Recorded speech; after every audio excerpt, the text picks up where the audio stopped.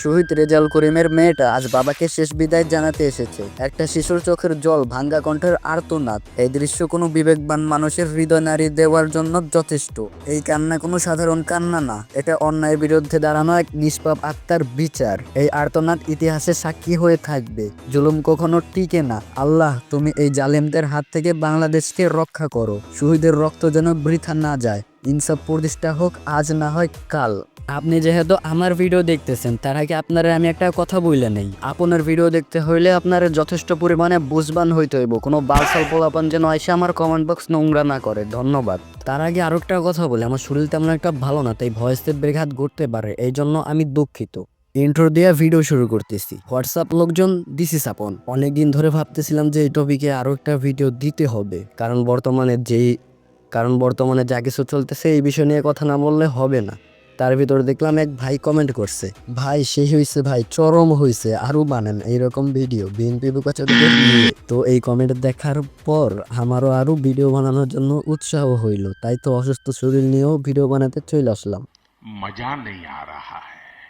ইদানিং ফেসবুকে ঢুকলে অনেক নতুন নতুন খবর পাওয়া যাইতেছে। তার ভিতর কিছু কিছু ফেক, আবার কিছু কিছু রিয়েল। তার ভিতর একটা খবর পাইলাম যেখানে লেখা ছিল, দাড়িপাল্লায় প্রচারণায় অংশ নেওয়ায় মা মেয়েকে ব্যাপক মারধর, অন্তঃসত্ত্বা মেয়ের পেটে লাথি মারল যুবদল নেতা। শুধু এখানেই শেষ না, বিএনপির অনেক নেতারাই বলতেছে বিএনপিকে ভোট না দিয়ে যদি কেউ জামাতকে ভোট দেয় তাহলে তারা নাকি দেশবাসীকে শান্তিতে থাকতে দিবে না। নিচে তামা ফুড়া করে দিব খানকি। একজন মুসলিম যে কিনা ঠিক মতো নামাজই পড়তে পারে না। আবার ওই কমেন্টে দেখলাম অনেকেই লেখছে নামাজ কেমনে পড়তে হয় এটাও জানে না। নামাজের প্রশিক্ষণ নিচ্ছে, 12 তারিখে ইলেকশন, তাহাজ্জুদ নামাজ পড়তে হবে, তাই আগে থেকেই প্রস্তুতি নেওয়া চলছে। আবার অনেকেই বলতেছে এটা নিয়ে হাসাহাসি করার কি আছে। একটা আবার আপনার ব্রেন দিয়ে চিন্তা করেন, একজন মুসলিম আর একজন মুসলমানের সব থেকে বড় কাজ হলো নামাজ আদায় করা। আর একজন মুসলিম হয়ে যদি কেউ নামাজ আদায় না করতে পারে, ওই মুসলমানটা কতটা লজ্জিত।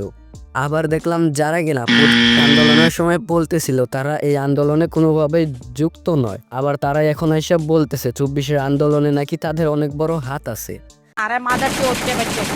আবার একজনের লেখছে জামাতের মতো চাঁদাবাজদের বাংলার মাটিতে রাজত্ব করতে দিব না। আবার ওইখানে একজনে কমেন্ট করছে, এমন কথা বলো না ভাই যেই কথা নিজের গায়ে লাগে। বিএনপিকে দেখা শেষ, আওয়ামী লীগকেও দেখা শেষ, শুধু জামাতকে দেখাই বাকি আছে। আল্লাহ তাআলাই সব থেকে ভালো জানেন যে সামনে কি হবে। আর যারা কিনা বিএনপিকে ভোট দিতে যাচ্ছেন তাদেরকে বলি, ধরে শীর্ষে ভোট দিন, যার যার সন্তানের লাশ বুঝে নিন। ওই একটা কথা মনে পড়লো, কয়েকদিন আগে তো অনেকেই পোস্ট করছিল হাদি ভাইয়ের বিচার না হলে নাকি ইলেকশন হইতে দেবে না। এখন কই তারা? দিনে দিনে মানুষ হাদি ভাইকে নিয়ে পোস্ট করা বন্ধ করে দিতেছে। আমার মনে হয় সবাই হাদি ভাইকে ভুলে গেছে। ভুলে গেলে চলবে না, এই বিচার কিন্তু আপনারা আর পাবেন না। তাই হাদি ভাইকে কখনোই ভুলা যায় না। আর কমেন্ট বক্সে এটা লিখতে ভুলেন না, জাস্টিস ফর হাদি। যে আপনার সন্তান কি ছাত্র রাজনীতি করে? যদি বিএনপি হন আপনার ছেলে কি ছাত্র দল করে? যদি জামাত হন আপনার ছেলে কি ছাত্র শিবির করে? কোনো মতে ইন্টার পাস পর্যন্ত করে, তারপর তো বিদেশ পাঠাই দেন। আপনার নিজের ছেলের এত ভালোবাসেন, মেয়েরে ভালোবাসেন, বিদেশ পাঠাই নিরাপদ রাখেন, আর এইখানে অন্যের সন্তানরা এসে জীবন যুদ্ধ করাইতেছেন যে খুব দেশ উদ্ধার করতেছেন। এইসব ভণ্ডামির একটা পর্যায়ে থাকে, এগুলো বন্ধ করতে হবে।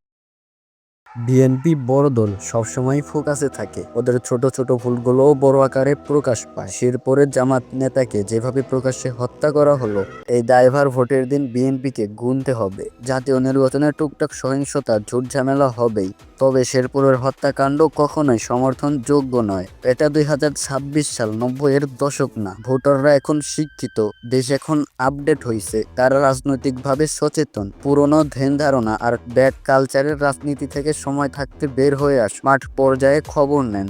একটা মানুষকে কুপিয়ে হত্যা করছে আর কিছু নরপিশাচ সেলিব্রেশন করছে। হাদি ভাইকে যখন ময়লা পানি মারছিল তখন কিছু জানোয়ারেরা সেলিব্রেশন করছে। নাসির উদ্দিন পাটোয়ারির উপর যখন হামলা করছে তখন সেলিব্রেশন করছে। নারীদের ছায়া তুলে রেখে দিবে যখন বলছে তখনও তারা সেলিব্রেশন করছে।